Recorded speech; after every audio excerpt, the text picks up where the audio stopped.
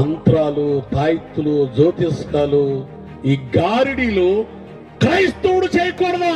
పెంచుకున్న నాన్నగారు బావుచేతలు చేసేవాడు, అంత్రాలు కట్టేవాడు, తాయిత్తులు కట్టేవాడు, జ్యోతిష్కాలు కూడా చెప్పేవాడు అనమాట.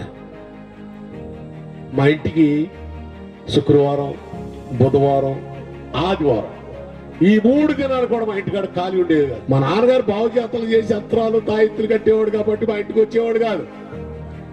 మా ఇంటికి వచ్చేది ఎవరంటే, అయ్యి బాబాయ్ బైబిల్ పట్టుకునే క్రైస్తవులే. మా ఇంటికి వచ్చేది క్రైస్తవులేనండి. ఒక ఆవిడ పేరు మరియమ్మ, ఒక ఆవిడ పేరు మార్తమ్మ, ఒక ఆవిడ పేరు స్వార్థమ్మ, అంతూను, ఆదూను, ఇల్లే వచ్చేది మా ఇంటికి. గీత పోయిందని ఒకళ్ళు, మా పిల్లోడు ఏడుతున్నాడని ఒకళ్ళు, అంజిగారు మా పిల్లోడికి అంతరం కాటండి. మళ్ళీ ఆదివారం చర్చికి వెళ్తారు.